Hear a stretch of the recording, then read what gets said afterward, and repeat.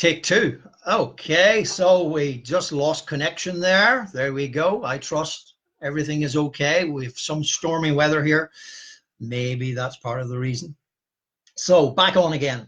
Yeah, so just a quick recap. Time out for yours truly was essential to preserve one's own energy, but also to help people become aware, to become dependent on themselves, self-reliant on themselves, not dependent on yours truly or anybody else. So they're, instead of going here, there, wherever, go within to the stillness and the silence. So a quick recap on that. Interesting times. Yes, this past week, number of people actually have been experiencing increased emotional stuff, increased mental stuff, and increased physical stuff. That is a classic indication of an increase in the frequency of the electromagnetic waves that are sweeping the planet. And that is not only affecting us as individuals, but is also affecting the collective. What does that mean? Well, what I mean by the collective is the world consciousness. And in case we haven't noticed, as I'm sure we all have, the uncertainty continues to become uncertain. And we are in absolutely the beginning stages of the biggest collective awakening ever seen in the history of mankind. And what are the beginning stages? The collective breakdown. So the collective breakdown is now very much underway. Please be aware of that. Do not be alarmed by it. And that is also one of the major reasons why we should be spending more time within. Preparedness, preparation for the collective awakening is the collective breakdown, and the preparation for that is that the more we are centered within ourselves, the more we are immune to what is going on externally. Okay, so if we are, some of us are having the ascension process symptoms ourselves, please feed oneself. Please follow one's intuition. Please be true to oneself. Whatever the intuitive or the intuition, the instinct actually brings to our awareness, please follow that. Please follow that. Because you know, the best teacher you actually have is your I am within. The best teacher any of us actually have is the I am within ourselves. However, a way shower or someone to lead us by the hand is sometimes very necessary until we are able to and focused sufficiently on trusting our own inner knowingness, our own I amness and instinctive being. Okay, so with that said, let's do our relax I am within. And for those of you who are new, or just a quick recap, what it actually does is it balances the head with the heart, the ego with the soul, and of course the left and right brain, which is the male and female within ourselves. And just on that point, relationships this past week have gone through an increase in the, how would I put it, the drama, and an increase in the realization that one's happiness is not dependent on anyone outside ourselves. This is the major message that has been given to us all. Our inner state of being is a state of inner peace, is a state of contentment, content mind. So the inner peace percolating up into the mind is peace of mind, which brings contentment, which is content mind. Okay, so no one else is responsible for our happiness. Only ourselves are responsible for our happiness. The other thing that has come up this past week as well is this feeling of feeling alone or lonely.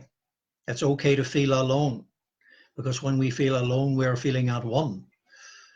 But if we're feeling lonely, what lonely actually is no more and no less than a realization that at one time we were empty and we're heading towards being fulfilled. So the gap between feeling empty and feeling fulfilled or filled full, as we are filling ourselves up, we will at times feel lonely. That is where it is essential and very necessary, if you have a way, sure, to enlist the services of someone to help who has become fulfilled, so that they can assist one in that understanding that feeling lonely is perfectly normal, because what we're feeling lonely for is not anybody else outside ourselves necessarily. What we're feeling lonely for is oneself, the inner self feeling fulfilled. When we feel fulfilled, quite frankly, we are at home within our own hearts. Home is where the heart is. When we feel and have returned to that, quite frankly, there is no need to feel lonely anymore, because we are at home with ourselves at peace. Who do we want to hang out with then? Well, you've heard me say many times on the relationship videos, you're looking for a soulmate, mate with your own soul. So get the head into harmony with the heart, the ego into harmony with the soul. That means mating with one's own soul. Okay. So speaking of mating with one's own soul, let's do the relax I am within. So breathing in through the nose and out through the mouth. And repeat the words, relax I am within. So it's a breathing exercise with a mantra attached. And it's a trigger, really, to help us remember to breathe and to help us remember that the truth of who we actually are is in here, not here. Okay, so let's do this together, in through the nose. Repeat the words, relax, relax, relax, relax. In through the nose. I am, I am, I am, I am, I am.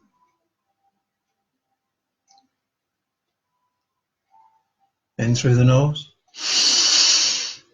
Within, within, within, within, within, within. Thank you. So, yes, the I am within. There it is. Okay, so what I was touching on there, when we have returned to this spiritual being and the I am within the core, when we have returned to that, that is the feeling of being at one with Source. So when we are at one, we're no longer feeling alone. Now, if we've been feeling empty, feeling deprived of the connection to Source, which was that, absolutely, in the process of filling ourselves up, whilst we're actually getting, or until we get there, we may feel at times bouts of loneliness. Please, when you're feeling like that, feel free to connect with your mentor, feel free to connect with kindred spirits, because they also may be feeling the same way, or understand at times they have felt the same way. So please feel free to connect with those on the same frequency and on the path. Okay, today's topic. Today's topic. Okay, you know, the story of the dragonfly and the parable of the sower are really the same story. And you may say, what? Okay, well, they're both about ascension. But I'm going to talk first of all about the dragonfly, and we will cover this in the next few minutes, and then we'll get into the parable of the sower. All right. I'm going to attach the link. I attached it actually a couple of weeks ago, a video, a 15-minute video about the dragonfly, and I will attach it again in the remarks with this particular video. All right, so before I talk about the dragonfly, this is what it pertains to. So what the dragonfly went through is exactly what the humans are now going through. Please understand, it's one and the same. So the ascension process, and that which when the dragonfly experienced, well, in actual fact, it was first of all the nymph. So let's start off. And please watch the video if you haven't already done so. And I will, as I say, attach the link. All right. The dragonfly started off its life in a previous body, if you like, called a nymph, N-Y-M-P-H, in a dark, dirty, murky pond. And at some stage in the nymph's life, something stirred within it and caused it to start to climb the stem of the lily pad. So something stirred within it. Call it instinct, call it an innate sense of knowingness, call it timing, call it whatever you wish. But something sparked and caused the nymph to leave the murky waters, looking for something else. Okay. So it was prompted to climb up the stem of the lily pad. And when it reached the top of the lily pad, it rested and basked in the light of the sun, the heat and warmth and light of the sun. Now, when it was exposed to the light, it began to metamorphosis or metamorph. What does that mean? Transform. So when it was exposed to the light and the heat and warmth, having been removed from the dark, muddy and murky waters of the pond, it began to transform. Now therein is a mega message for us all. And what that metamorphosis stage actually is in the ascension process is the middle stages. Okay. So out of the nymph then, after a period of basking in the light of the sun and the warmth and the heat of the sun, emerges a whole new creature. Listen to the words. The potential to be whole, W-H-O-L-E, new creature, with no resemblance whatsoever from the previous creature being black, literally not a very attractive thing, nymph from the bottom of the pond. So when you watch the video, believe me, it's very graphic, distinctly graphic, where this nymph, literally, it's almost like the opposite of engorged. It's this nymph actually, excuse the term, vomits. Out of its top, out of itself, emerges this whole new creature. This whole new creature ascends out of this dark thing called the nymph. And when the dragonfly, the whole new creature, when it has finished its extraction, if you like, emergence out of the nymph, it rests, and all that is left of the nymph is a shell. Literally a dead shell, carcass. That's all. That's all that's left. So now the dragonfly is enjoying the heat and the warmth of the sun, and it begins to grow, expand, and then its wings start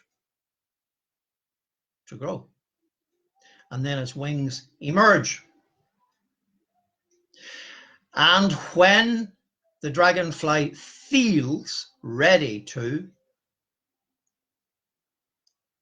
it takes flight.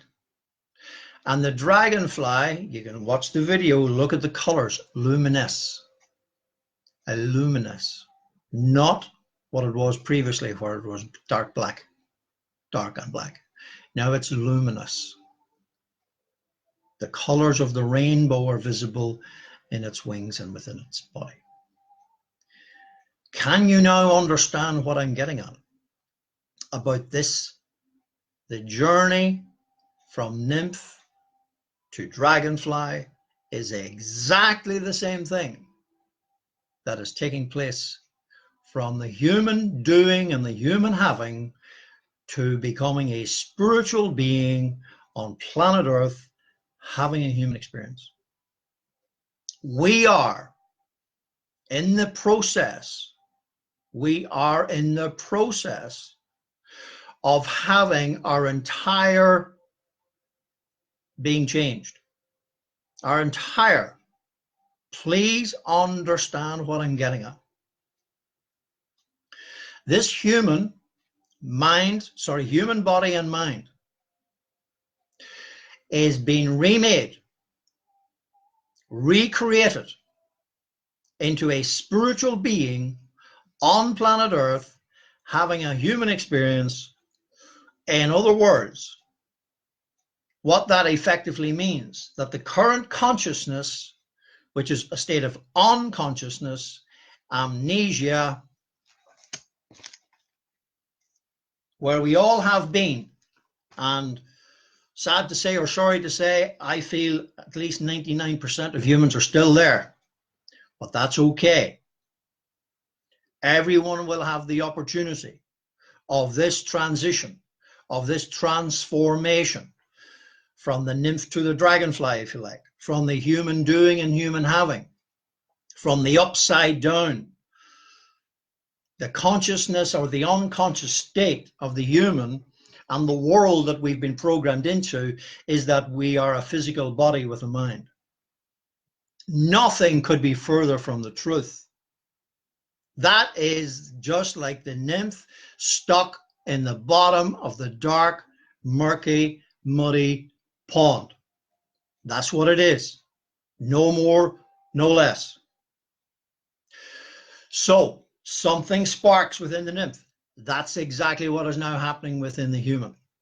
Just as the prophet Joel actually said thousands of years ago and repeated by the apostle Peter in the 2nd chapter of Acts. Go check it out. In those days, I will pour out my spirit.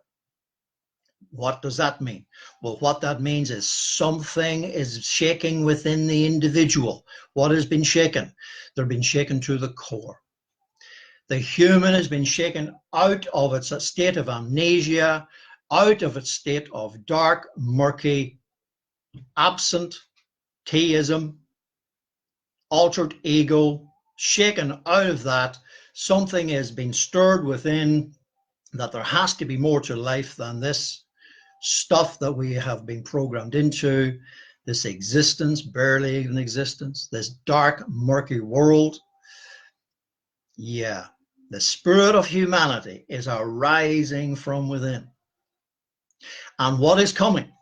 What is coming is that instead of having a carbon-based body, and this is why many of us are having, or increasing numbers are having these physical symptoms, like heart attacks, like breathlessness, like abdominal issues, like numb heads, like throat problems, etc., etc., etc. Every chakra is having to be cleared, having to be cleansed, so that it can be realigned and operational in the way it's meant to be. And whenever, of course, the heart opens, the heart being the middle chakra, all the other chakras got to start operating in perfect harmony. And as you know, the colors of the chakras are the colors of the rainbow.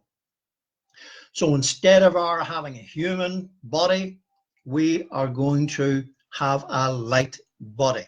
What does that mean? Well, I had a conversation with someone, and you know who you are because I think you're actually on here at the moment. Conversation with someone a couple of days ago, just about this very point. The human body and mind is given to no more than less than 1% awareness of the electromagnetic spectrum. In actual fact, it's 0.0038%. But let's say less than 1%. What does that mean? Well, what that actually means is that the human's awareness of the magnificence of its capacity as a light being is less than 1% of its capacity. What exactly does that mean?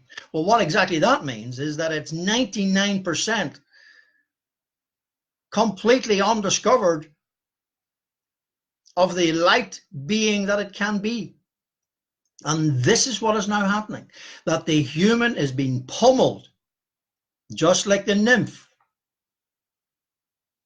The human doing and human having, the human body and the human mind and the altered ego mindset and the world that it created is ending, just in the same way as the nymph had to have its life removed. This is what's going on, folks. And the sooner we realize this for ourselves and for each other, the faster we will assist ourselves in our own ascension process and that of others. Because when we change our vibrational frequency, watch what happens around us in our immediate family circles, in our circle of influence. Now, I'll say it again, circle. Well, the first circle of influence is our own auric field. When our auric field is vibrating at a light frequency where all the chakras are in harmony and aligned and integrated, so then we are emerging, or we are emitting and emerging from the old to the new. We have shifted from low frequency to higher frequency, from the nymph towards the dragonfly. Okay. So when you watch the video, this will become even more clear. You know, if we just watch nature, nature has all the answers, really has all the answers. The other thing has been on my mind this past week, autumn. In this part of the world, we know it as the autumn. In North America, it is known as the fall. Well, you know, everything in nature goes through these stages. And I posted this morning, and we're going to get into the parable of the sower now in a moment. What comes first? Is it the seed or the harvest? Or is it an ongoing cycle of both? Yeah. Well, before I touch on that, these seasons, there will never be a winter until there's a fall. There will never be a spring until there's a winter and a fall first. What I'm referring to is that which is happening with us as individuals. The breakdown is the fall. The breaking down of the old, and then a period of transition before there can be a spring. What am I talking about? The transition period is the awakening stage. At the end of the awakening stage is the spring. That's the breakthrough, where we begin to see the crocuses and the snowdrops and the daffodils breaking through. Well, towards the end of the winter, we start to see that. But the evidence of the crocuses and the evidence of the snowdrops and the evidence of the daffodils and the evidence of the new life comes through in springtime. What I am referring to is also the ascension process. What we are going through as individuals is a precursor. Those of us who are light warriors, those of us who are rainbow light warriors, those of us who are light workers are very aware of what we're talking about.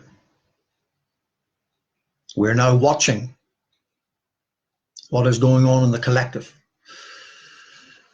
And the collective are starting to go through what we ourselves went through some time ago. All right.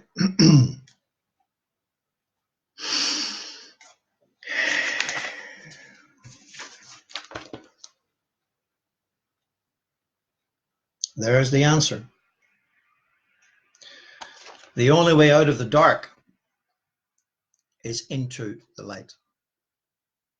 The only way out of fear is in love, into love. To be filled with spirit, we must be emptied of the false self, the false ID entity. So for us to be filled with spirit, we have to be willing to be emptied of the old, altered ego mindset, fear and control. We have to. Okay. All right, let's get into this parable of the sower. This parable is very, very dear to my heart because it's probably one of the first that I really understood. And I'm very grateful for that because it is the absolute epitome of the ascension process.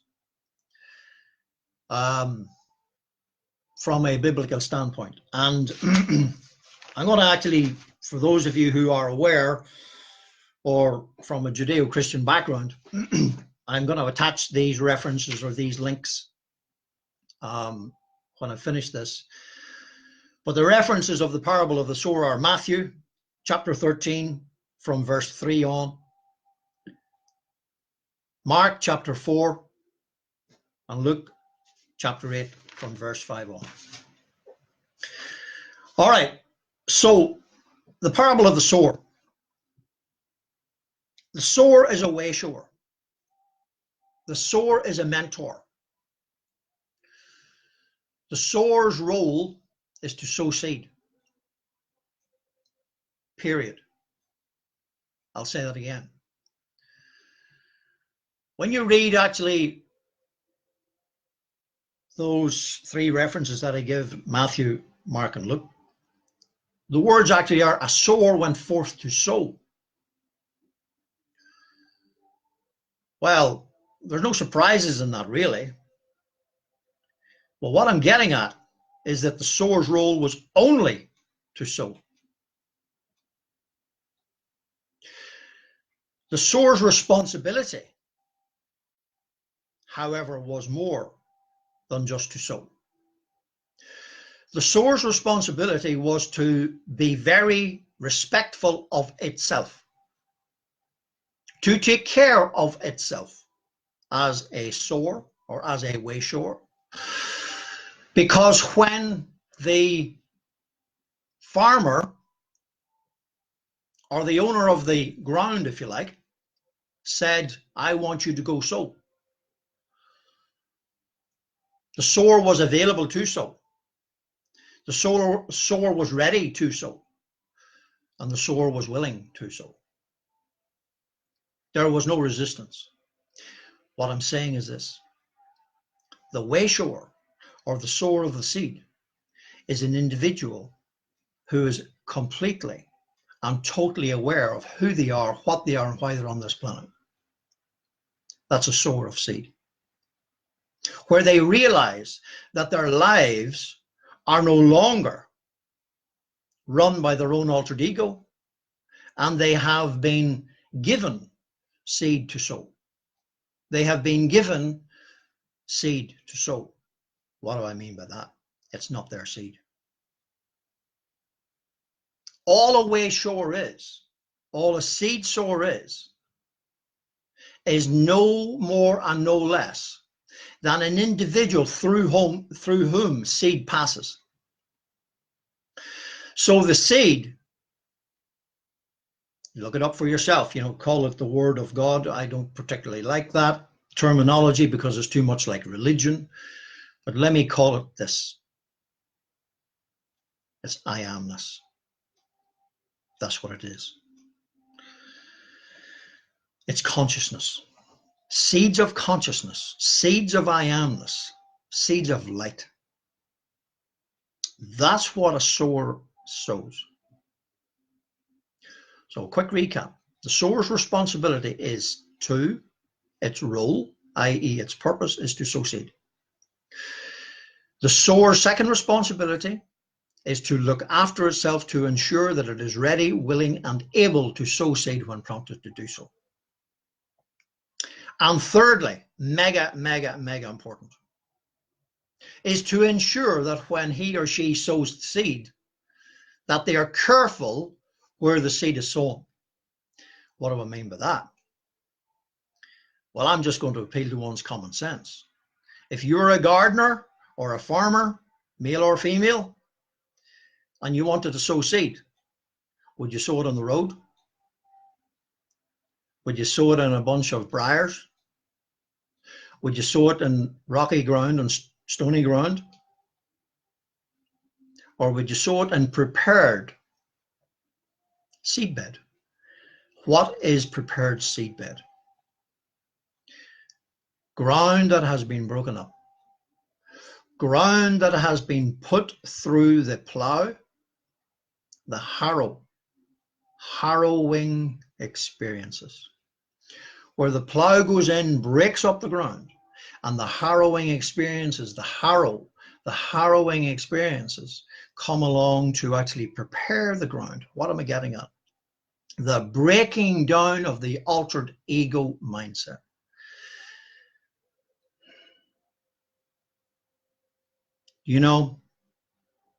What a waste of time and effort and really good seed to sow it anywhere apart from prepared ground. Prepared ground is ground that has been through breakdown.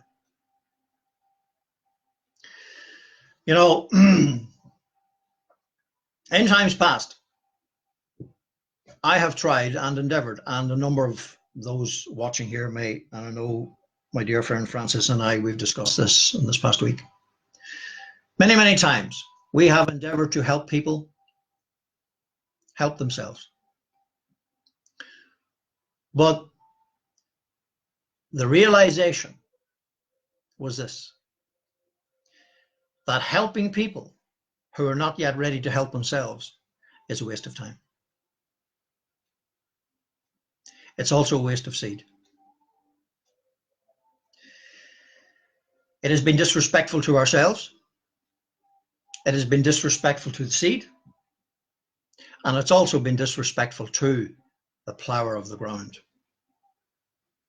The plower of the ground is the I am that I am, the universe, Great Spirit, Holy Spirit, universal consciousness, whatever you want to call it. The preparer of the ground is that being, supreme being, that brings us through in absolute kindness. The breakdown experiences, the nightmares, the harrowing experiences, to prepare us to be ready for seed. And when the ground is sufficiently prepared, open and ready to receive seed, that's when the sower sows the seed. Okay, so in the parable of the sower, there were 4 types of ground. There was the thorny ground, there was the wayside ground, there was the stony ground, and there was the good ground, which was prepared and ready for seed. When the seed was fell, it wasn't deliberately sown on the wayside. What is the wayside ground? The wayside was basically the path alongside the field or alongside the garden. And of course, it couldn't, instantly it was snapped up by the birds. What is that? In the spiritual sense, what that actually is that the altered ego mindset, and you want to call it Satan, whatever, that's okay. But the altered ego mindset, just by itself, got rid of the seed. Okay? And the dark side, if you want to actually believe in that, it got rid of the seed.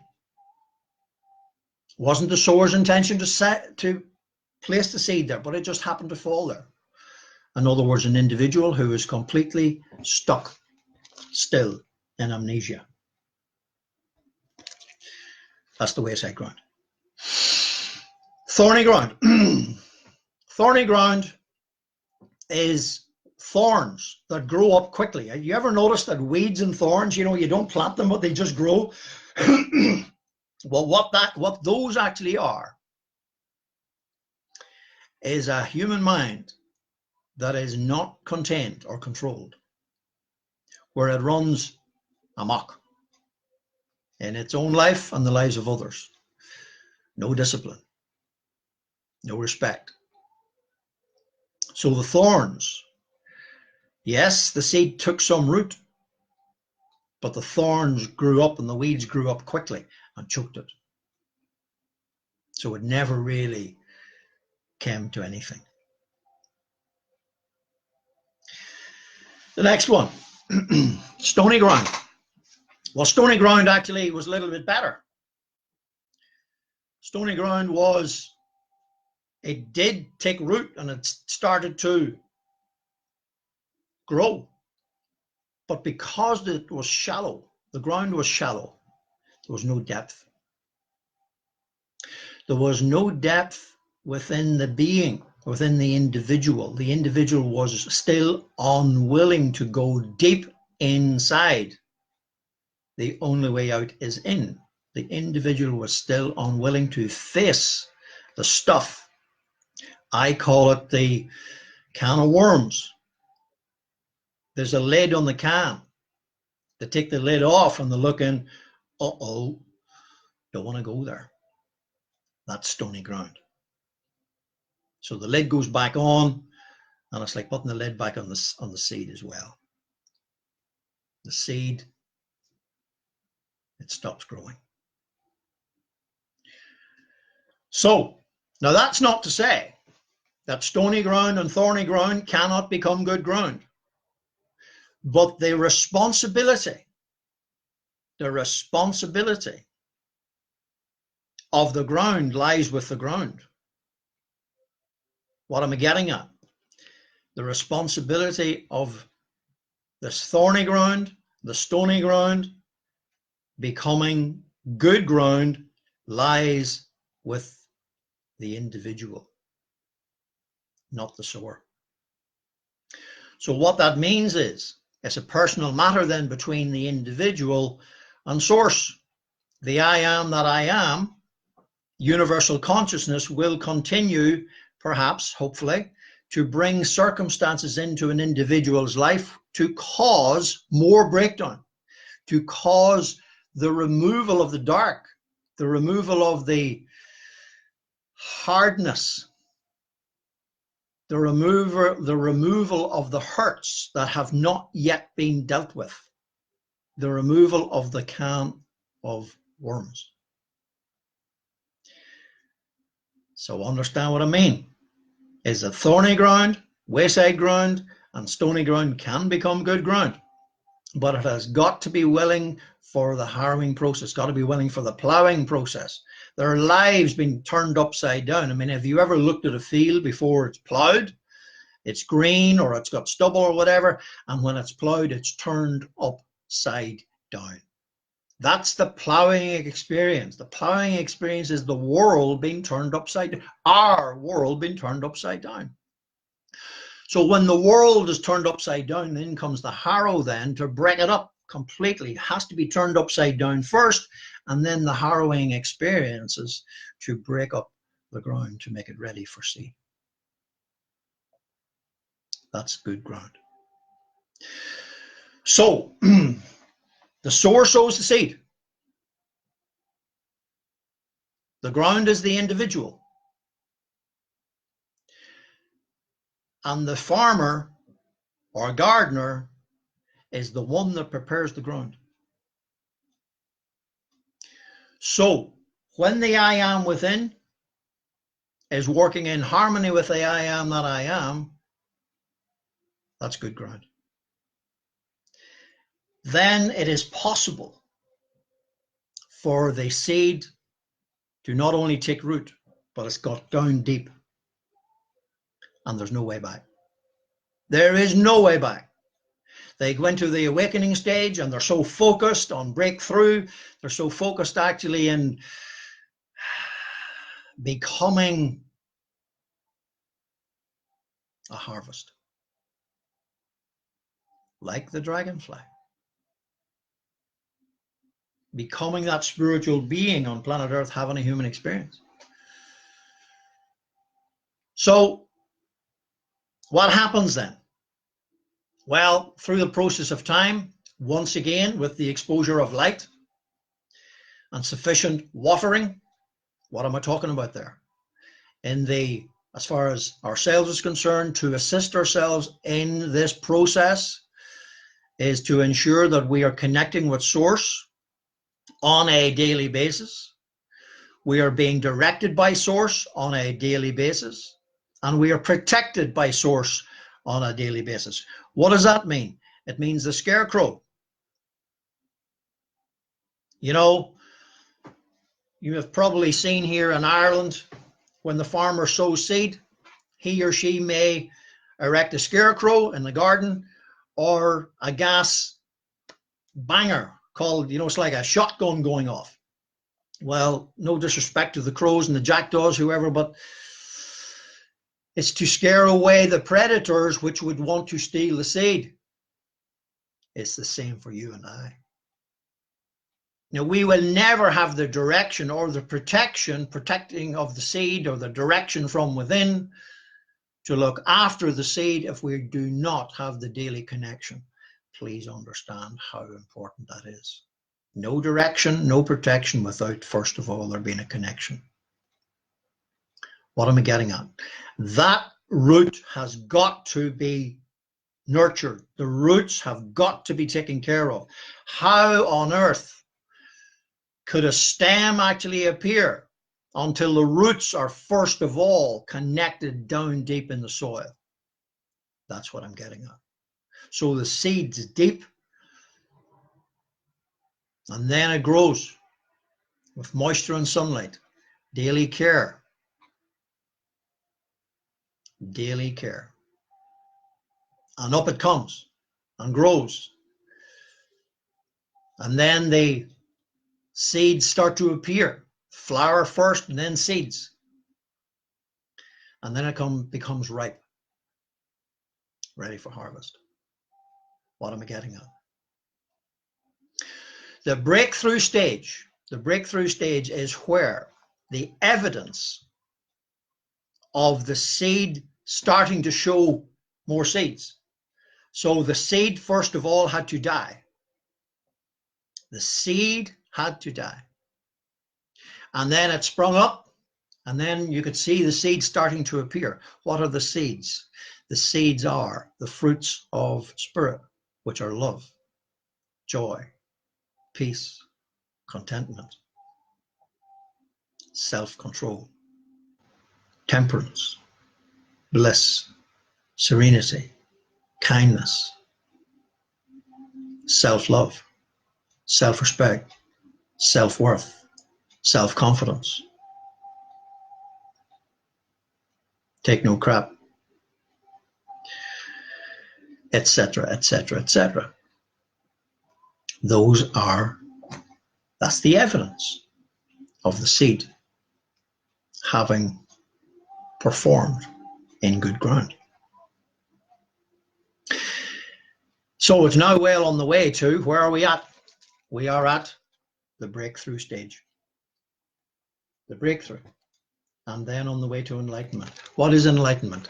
And enlightenment actually is, have you ever looked across a beautiful field of golden barley, golden wheat, golden oats? Have you ever looked across it and thought, wow.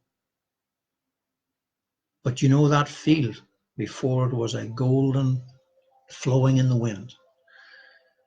Before it became that, a few weeks beforehand, it was a field just like any other field until it was turned upside down. It was broken up. Harrowing experiences. Good seed planted, sown by the sower on the ground, and source took care of it. The I am that I am, the I am that is within, the soul and the heart took care of the seed. And the protection was given by the I am that I am and the I am within. And the spiritual team who look after us, provided we enlist their services and ask, believing. Believing what? Believing that we're worthy to receive, worthy of their help and assistance, and that the help and assistance is there. Ask believing, and it shall be given. And so it is. So, enlightenment is that stage of harvest. That's it. Where we have become a master. We have become a master of the process of ascension. In the same way as the dragonfly has mastered its metamorphosis, transition, transformation from being the nymph in the dark, murky, muddy pond. I mean, what a transformation. You know, if you were to see a nymph in a dark, muddy pond, if you could even find it, and in the process of time, it goes through the process and it becomes this beautiful dragonfly. This is what I'm talking about, folks. The ascension process. The human is going through unprecedented change, which is going to bring about the death of the old in the same way as the death of the nymph. The death of the old and the emergence of the new. Just in the same way as fall, winter, spring. This is what's going on. I sincerely hope that people understand what's happening, and we are assisting the process. And those of us who are wayshowers, we're incredibly honored, very privileged, but we're also very responsible. That our role as wayshowers, light warriors, rainbow warriors, goddesses, and light workers is to be sowers of seed in the right place and be respectful of the process and not to get involved as I would have done at a time. Get involved in trying to actually help the seed grow in people. Not my responsibility. And trying to actually get in and help the person dig and dig and dig. Not my responsibility. My responsibility is no more, no less than to sow seed. Our responsibility as wayshowers is no more and no less to sow seed. The responsibility of the breaking up of the ground is the universal consciousness. God, Holy Spirit, I am that I am, whatever you want to call it. Then the responsibility of the ground is the individual. To either accept responsibility for the process, resist it, or deny it. And resisting it, what would that be like? Resisting it would be like the thorny ground. Denying it, could that be like the stony ground? And those who are just not interested, couldn't care less, wayside. But please understand, wayside ground, like the path, unbroken, stony ground, thorny ground, all of it can become good ground. But it requires a willingness and a desire to change, a desire for metamorphosis, a desire for transformation, a desire for change from the inside out. And when the outside, just like the ear of corn, is an outward manifestation of the inner work. You know, the wherewithal for that seed of corn or seed of barley or seed of wheat to become 100-fold or 50-fold or whatever number of seeds on the end of that stem, the wherewithal for that realization existed within the seed when it was buried in the good ground. In the same way as the wherewithal for the dragonfly to emerge, to become this luminous being ascended with wings, the same consciousness was deep within the nymph, somewhere buried. What I'm saying is this: the wherewithal for us all to go through this ascension process is real. And it's our heart's desire for those of us who are assisting. And I honor and respect implicitly those who are in the process of doing so. It requires courage, great courage. But it also requires an understanding that we've had enough crap. We don't want any more. And when an individual has had enough and they realize the only way is up, the only way is up, baby. I hope this has actually helped us understand the parable of the sower and the journey of the nymph to dragonfly, and also the journey from the human doing and the human having to being a spiritual being on planet Earth, having a human experience. So be it. I appreciate your time this evening, and I wish you a lovely rest of evening or rest of day, wherever you happen to be. I love you, I respect you, I honor you. But I just want to finish with this. The Lightworker's Creed.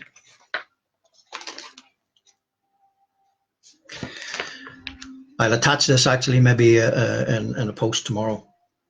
I am Lightworker, meaning you are. We all are. I am Lightworker. I awoke so that others may awaken. I learn that others may also learn. I transform so that others may transform. I forgive myself that I may help others to forgive. I love myself so that I may bring out love in others. I live to shine divine light. I live to be truth. I live to unify. I live to love. So be it in all our lives, and I'll see you again soon. Namaste. Heart hugs.